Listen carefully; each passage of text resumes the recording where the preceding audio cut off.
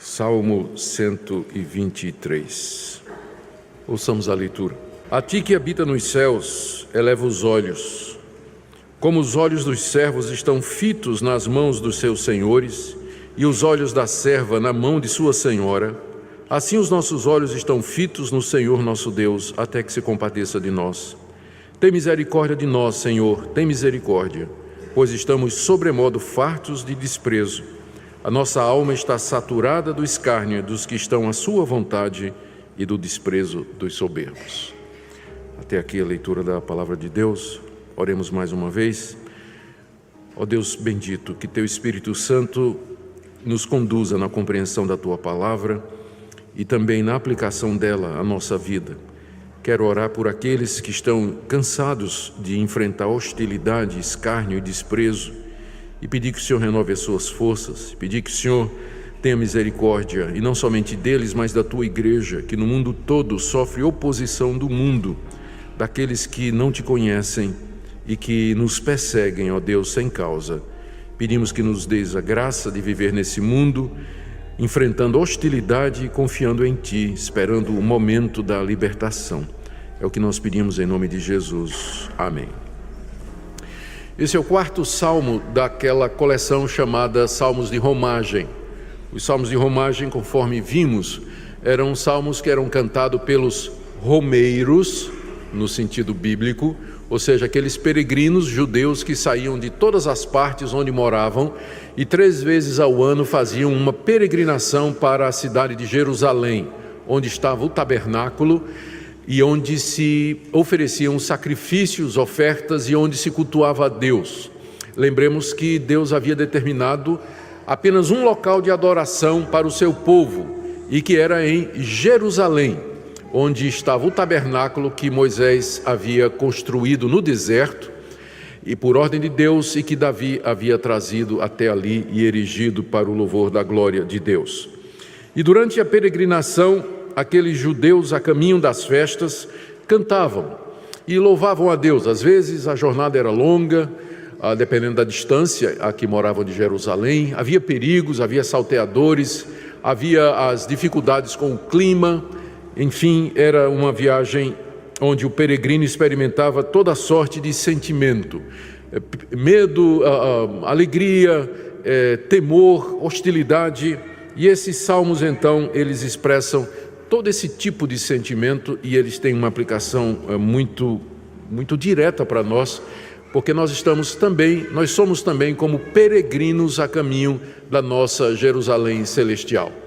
A nossa vida aqui, ela é passageira. A Bíblia fala do nosso tempo aqui como sendo um tempo breve, um tempo de peregrinação, enquanto nós caminhamos para a Jerusalém celestial. O Salmo 123, que acabamos de ler, ele trata especificamente de que maneira nós podemos enfrentar a oposição que a gente enfrenta aqui nesse mundo, o escárnio, a zombaria da parte do mundo. O que fazer quando a gente não aguenta mais, quando nós estamos cansados da hostilidade e da perseguição que vem contra nós? É isso que esse salmo pretende responder, e é isso que nós queremos ver na manhã de hoje. Vamos lembrar primeiro, ou tentar entender a situação em que o salmo foi composto.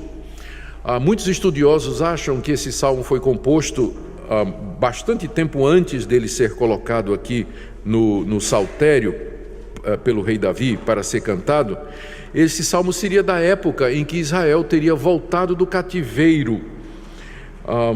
Os irmãos lembram bem da história. Israel tinha passado 70 anos na Babilônia como escravos, cativos, por conta do juízo de Deus contra eles, por causa da idolatria. Depois de 70 anos, Deus levantou o espírito de Ciro, o persa, que era o imperador mundial, e ele libertou os cativos, e não somente os israelitas, mas também outros povos que estavam debaixo do cativeiro. Ele passou um decreto dando liberdade para que esses povos voltassem para a sua terra. E os judeus voltaram em grande número para a terra prometida, para a Palestina. Mas quando eles chegaram lá, encontraram a terra ocupada por outros povos, ocupada, no caso, pelos samaritanos, que era uma mistura de babilônicos e mesopotâmios com os judeus que tinham ficado lá, um pouco dos judeus que tinham ficado lá. Então eles casaram entre si, se misturaram e adotaram uma religião que era uma combinação da religião dos babilônicos com a religião dos israelitas. Quando os judeus chegam, então a casa já está ocupada, já tem gente morando lá, a vizinhança toda era desse misto de gente, né, de samaritanos, e tinha também outros povos lá, os moabitas, os amonitas, e os judeus chegaram lá. E aí começou a oposição, começou a dificuldade. Havia, em primeiro lugar, uma briga política, né, pelo poder e pelo espaço. E os samaritanos e os moabitas e amonitas não queriam que Israel ficasse ali, embora a terra fosse de Israel, por direito. O rei Ciro havia liberado para que eles voltassem e ocupassem aquela terra. Mas os vizinhos não queriam. Os vizinhos não queriam aquele povo ali. E aí forjaram uma aliança de paz falsa, depois quebraram essa aliança, depois foram ao rei fazer queixa dos judeus, que os judeus eram um povo perigoso e que no passado eles já tinham se revoltado contra os impérios mundiais, e ameaças e emboscadas, e era uma situação de grande opressão para o povo de Deus, morando ali no meio de uma vizinhança que não queria que eles estivessem ali. E aí é nesse sentido, então, que eles elevam os olhos para Deus e pedem a Deus ajuda no meio daquela situação de hostilidade e de sofrimento. Aqui eles não aguentam mais o que é que eles estão passando. Mais adiante, esse salmo, ele passa a ser cantado pelos peregrinos, quando eles estão rumo a Jerusalém, lembrando da hostilidade do mundo, da perseguição que eles sofrem e esperando somente em Deus. E hoje nós cantamos esse salmo também. Hoje nós usamos esse salmo para expressar o nosso sentimento e a nossa oração a Deus. Esse salmo fala do povo de Deus sendo oprimido, sendo perseguido, enfrentando escárnio, oposição. Cristo nos avisou desse conflito desde o início. Ele disse: não vos maravilheis se o mundo vos odeia, porque se o mundo me odiou, também haverá de vos odiar. Jesus nunca nos iludiu a respeito disso. Nós somos uma minoria. Nós estamos indo contra a cultura dominante desse mundo. Os nossos valores não são os valores desse mundo. Na universidade, você vai encontrar um confronto entre aquilo que você aprendeu na sua casa e aqui na igreja sobre Deus, sobre a verdade, sobre o ser humano, sobre a família. Vai ter um confronto entre isso que você aprendeu e aquilo que os seus professores ateus, marxistas, humanistas, esquerdistas vão dizer para você sobre família, sobre gênero, sobre sexo, sobre criação do mundo, sobre uma série de outras coisas que vão conflitar com você. E eu tenho certeza que muitos cristãos sabem o que é estar num ambiente hostil na universidade, onde às vezes o professor escolhe exatamente aquele jovem que ele sabe que é cristão e fica provocando, fica dando indireta, fica dizendo coisas que sabe que vai de encontro aquilo que o jovem pensa, não é? Escárnio, zombaria, ridículo. O jovem universitário, dependendo do ambiente em que ele está acostumado com isso, ele sabe o que é sofrer esse tipo de coisa. Ou então no ambiente de trabalho, onde você talvez às vezes o único cristão e os outros sabem que você é cristão, e eles começam a conversar determinadas coisas, o falatório, os palavrões e as piadas e às vezes as provocações que são feitas. Às vezes isso acontece na própria família, não é? Às vezes no próprio ambiente familiar você se sente como um que fora do ninho, não é? Está fora da curva, é objeto de ridículo, de escárnio, quando a família se reúne de vez em quando. E você, fulano, continua indo para aquela igreja, não é? Está dando dinheiro para o pastor? Continua dando dinheiro para o pastor? Naquelas reuniões da família, não é? Em que vem então aquele ridículo, aquele escárnio, aquela zombaria toda. Então o cristão, ele sabe o que é isso, né? A igreja, ela foi alertada desde o início, desde o Antigo Testamento até o dia de hoje, ela está alertada para isso. Nós estamos no mundo, mas nós não somos do mundo. O mundo nos odeia, ele olha para nós como sendo pessoas estranhas, pessoas diferentes, e está ficando cada vez mais difícil, porque aquilo que a gente acredita começa a ser rotulado de ódio. Se a gente afirma a família é ódio contra os homossexuais. Se a gente afirma a vida, a gente é contra a mulher que tem o direito de abortar. Se a gente afirma a defesa própria, então é discurso de ódio contra os criminosos que têm que ter direitos iguais. Daqui a pouco, tudo que a igreja disser vai ser rotulado de ódio, discurso do ódio. Nós estamos caminhando para isso. Então, é mesmo como se a gente estivesse numa peregrinação onde nós estamos cercados de inimigos, de gente que nos ridiculariza, gente que nos detesta, gente que faz zombaria, gente que traz todo tipo de ameaças contra nós. Então, o que fazer então quando nós não aguentamos mais? É a situação aqui do salmista. Ele chegou num ponto que ele não aguenta mais. Está cansado de ser ridicularizado, perseguido, odiado, insultado, desprezado. E note aqui, quando nós formos agora expor o Salmo para entender, essa hostilidade ela é injusta. Ou seja, o salmista está sofrendo aqui por conta da sua fé e da sua confiança em Deus. Não vamos confundir esse tipo de sofrimento que é injusto com aquele sofrimento que nós fazemos por merecer. Porque às vezes acontece isso, que o crente chega na igreja e diz: eu estou sendo perseguido no meu trabalho, meu patrão fica em cima de mim, fica marcando a hora que eu chego, a hora que eu saio. Isso é perseguição religiosa. Vai ver que não é, vai ver que ele é um péssimo empregado mesmo. Ele está sofrendo não é por causa de Cristo não, mas é porque é preguiçoso, chega tarde, não faz o trabalho direito. Então, nós não estamos falando desse tipo de perseguição que você fez por merecer. O caminho aí é você se arrepender e mudar de vida. Mas aqui no caso é uma perseguição que vem porque é injusta. É injusta essa perseguição, esse escárnio, essa zombaria. Vem por conta do ódio religioso mesmo, não é? A hostilidade do mundo contra a igreja e contra os cristãos, porque eles são cristãos e porque eles pregam e dizem coisas que são contrárias àquilo que o mundo acredita. Então, o que fazer? Em primeiro lugar, está aí no verso 1, temos que elevar os olhos a Deus. Verso 1: a ti que habita nos céus, eleva os olhos. Essa expressão, tu que habitas no céu, literalmente no hebraico, tu que estás entronizado no céu.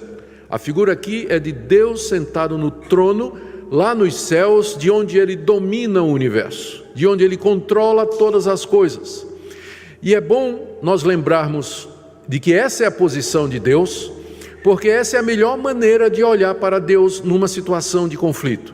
É lembrar que Deus está no trono e que Ele domina sobre todas as coisas e que Ele tem tudo nas suas mãos e que todas as coisas cooperam para o bem dos que amam a Deus e que nada foge ao controle de Deus. Ele está sentado no trono do universo. O salmista eleva os olhos para Deus. Às vezes orar é isso, é você levantar os olhos para Deus. Você sabe aqueles casais antigos, né, que estão casados há 50 anos, 40 anos, e que um não precisa palavra, basta um olhar para o outro e já sabe. Dá aquela olhada, um já entende o outro. Então às vezes não precisa nem falar, é só levantar os olhos. E Deus como que diz: eu estou vendo. Às vezes orar é só elevar os olhos para aquele que habita nos céus, elevar o coração, elevar a nossa alma, elevar o nosso sentimento. Não existe uma figura mais bonita de dependência do que essa. Alguém que está prostrado e que eleva os olhos, num sinal de expectativa, como quem diz: o Senhor está vendo a minha situação, o Senhor está vendo o que é que eu estou passando aqui. Eu sei que as pessoas às vezes têm muita dificuldade em articular orações. E orar é um exercício espiritual que precisa de treinamento. A gente precisa intencionalmente aprender a orar. Mas às vezes orar é simplesmente levantar os olhos. Olhar para Deus como sendo a nossa fonte de esperança e de socorro. Já que não há esperança no mundo, não há esperança nos homens, mas há esperança em Deus. E o nosso Deus entende aquilo que nós estamos passando. Basta um olhar. Quando você está assim, quando você está oprimido, quando você está saturado, basta um olhar para Deus na expectativa, olhar para Deus em esperança, olhar para Deus para que ele tenha compaixão, que é o próximo ponto, não é, que está no verso 2. Primeiro, elevar os olhos para Deus. Segundo, aguardar que o Deus que entende o nosso olhar tenha compaixão de nós. Verso 2: como os olhos dos servos estão fitos nas mãos dos seus senhores, e os olhos da serva na mão de sua senhora, assim os nossos olhos estão fitos no Senhor, nosso Deus, até que se compadeça de nós. A gente talvez não entenda direito esse salmo, porque nós não temos mais esse costume, mas no Antigo Oriente, todos os senhores e as suas esposas tinham servos, que atendiam às suas necessidades e que andavam ao seu lado. A figura aqui é de um senhor, um patriarca que está sentado à mesa, não é? Em algum lugar de autoridade, juntamente com a sua esposa, e os servos estão ali, ao redor. E eles ficam olhando para a mão do senhor e da senhora, porque naquele tempo o patrão não falava com o servo, mas dirigia o servo pelo gesto.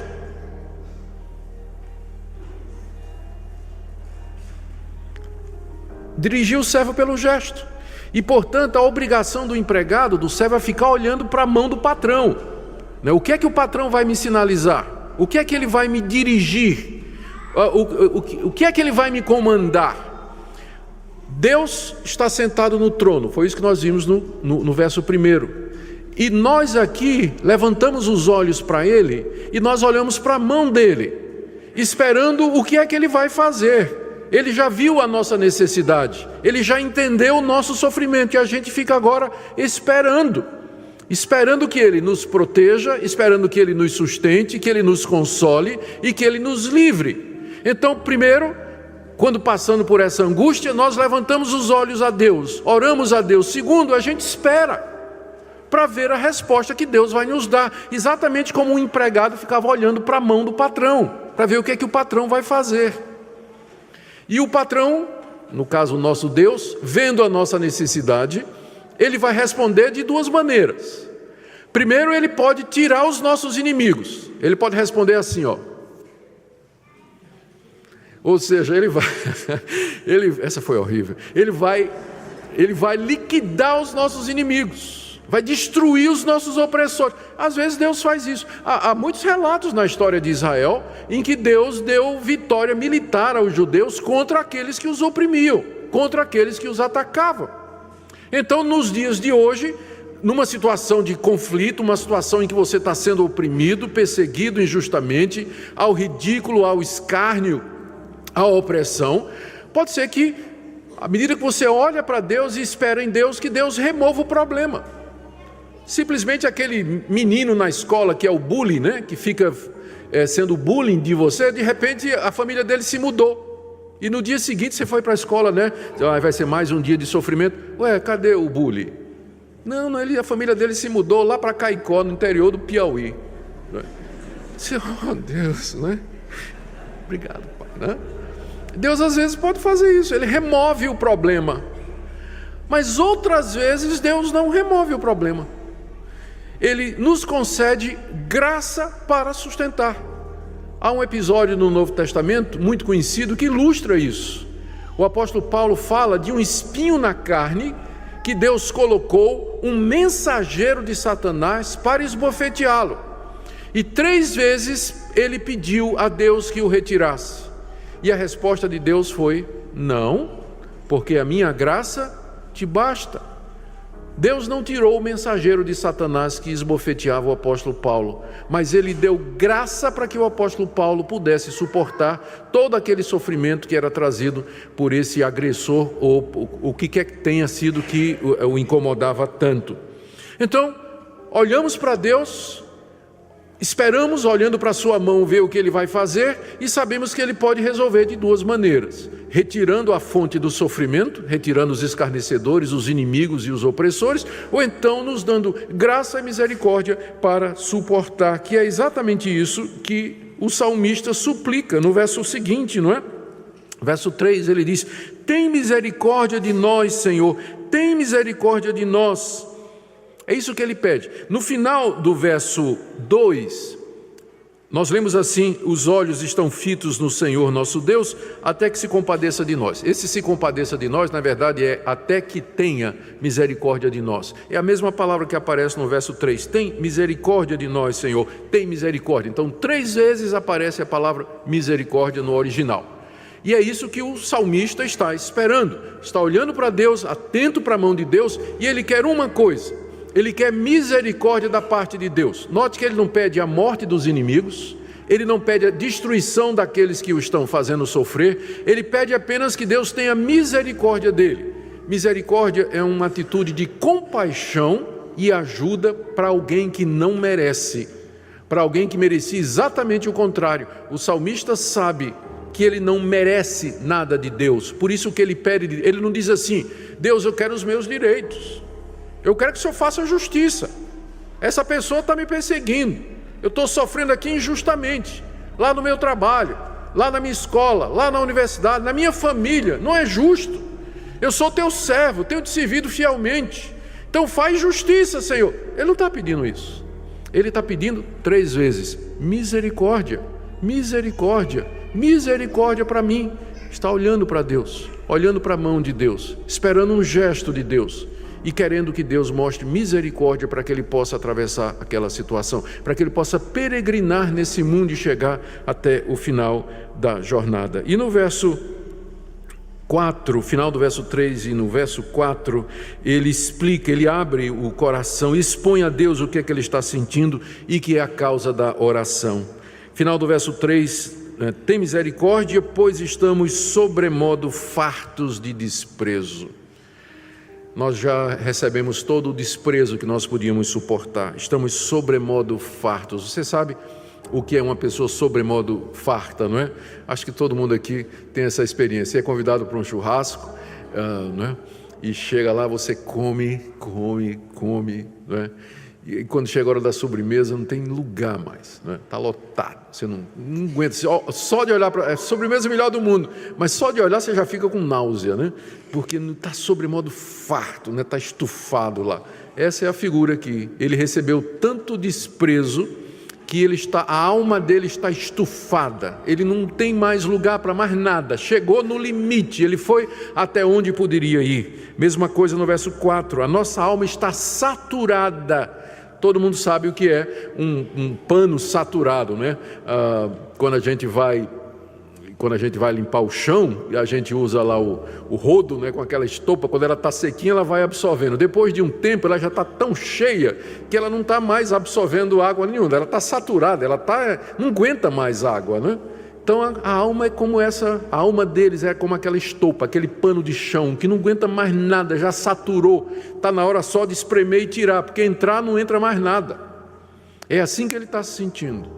Deus, a minha alma está saturada de desprezo, de escárnio, eu não aguento mais, cheguei no meu limite, por conta dos que estão à sua vontade, aquelas pessoas que não estão nem aí para Deus, estão vivendo a vontade deles, fazendo o que eles querem, e por causa do desprezo dos soberbos, dos arrogantes, que não se humilham diante da verdade, diante de Deus, e não têm a menor compaixão pelo seu próximo. Esse é o Salmo. É um salmo que nos ensina o que fazer então.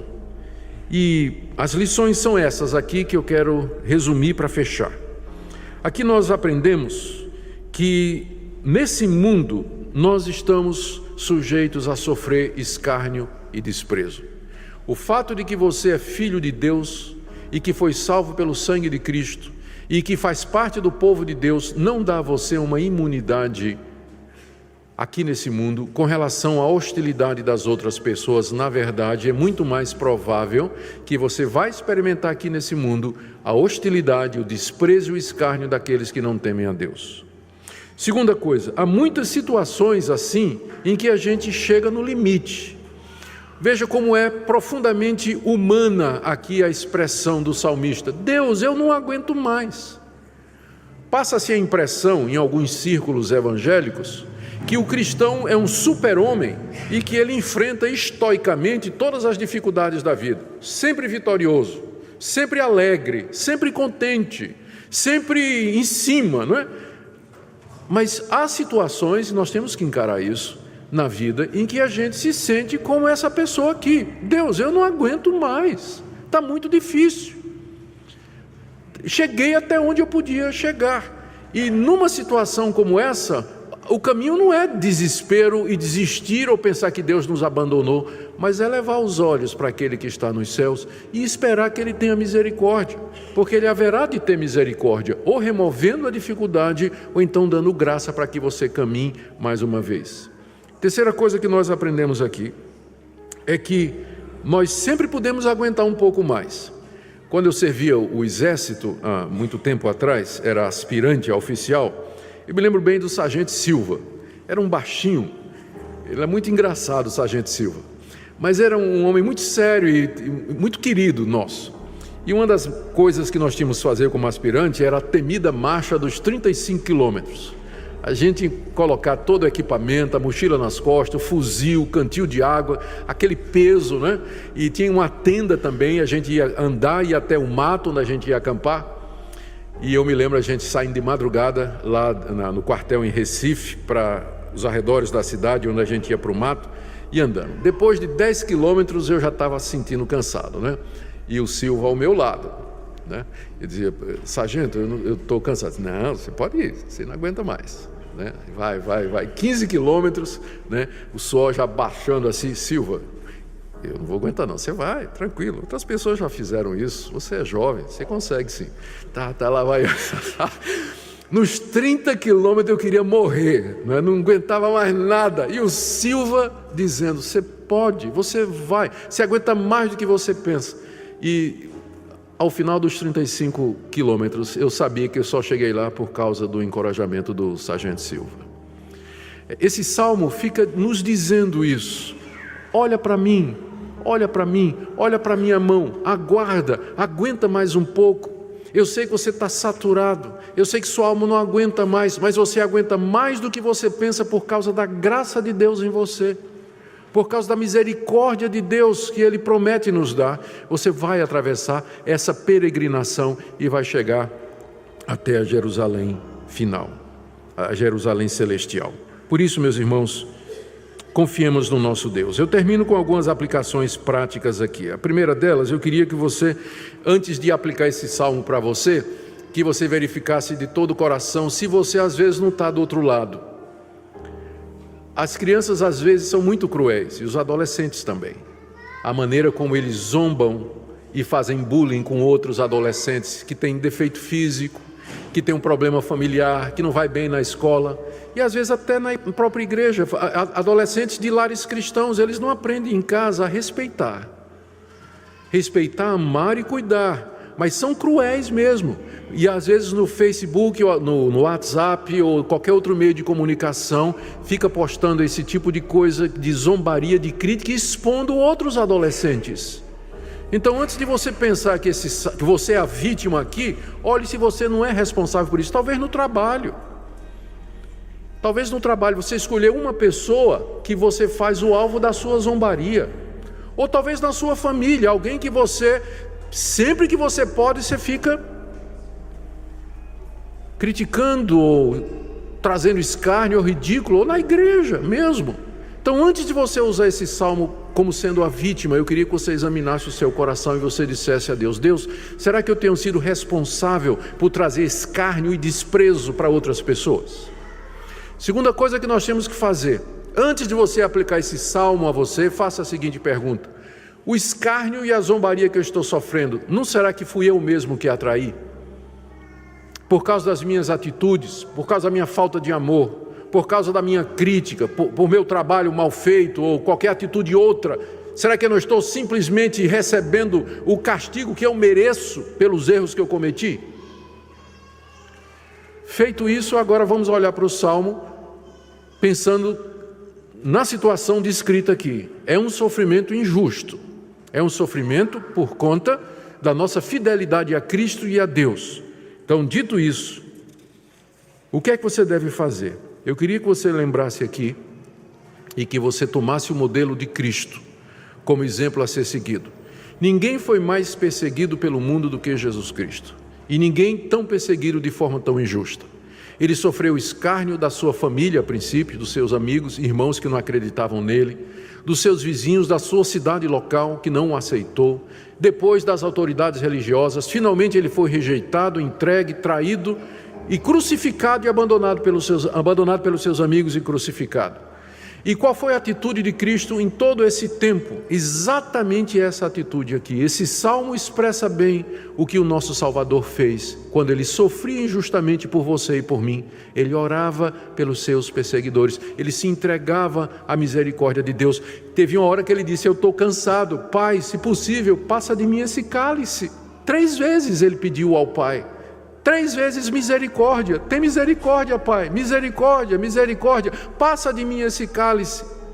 Mas ele teve que beber até o fim, por conta dos meus pecados e por causa dos seus pecados também. Se nós somos discípulos de Jesus, é assim que você vai enfrentar a hostilidade na universidade, na sua família e no seu trabalho. Eleva os olhos para aquele que está nos céus. Senhor, eu aguardo olhando para a tua mão, tem misericórdia de mim. Ore pelos seus inimigos, ore por aquelas pessoas e peça que Deus, na sua misericórdia, use tudo isso para a glória do nome dEle e para que você possa crescer e para que você possa aprender. Que Deus nos dê a graça, meus irmãos, de sermos como peregrinos que dependem do Pai Celeste aqui. Que nós sejamos discípulos de Cristo, nosso Salvador, que enfrentou tudo isso para nos redimir dos nossos pecados, para que nós sejamos sal e luz aqui nesse mundo tenebroso. Amém. Oremos. Eu oro, Pai, por aqueles que estão sendo injustamente perseguidos, desprezados, escarnecidos. Eu oro que o Senhor lhes dê renovação da esperança, que o Senhor lhes dê resiliência, que o Senhor lhes dê a graça de continuar a te servir apesar de toda oposição. Eu oro, Senhor, para que o Senhor nunca permita que nós sejamos instrumentos do mal, perseguindo pessoas, fazendo bullying, ridicularizando, oprimindo, assediando outras pessoas, mas sejamos, Senhor, instrumentos da Tua graça aqui nesse mundo.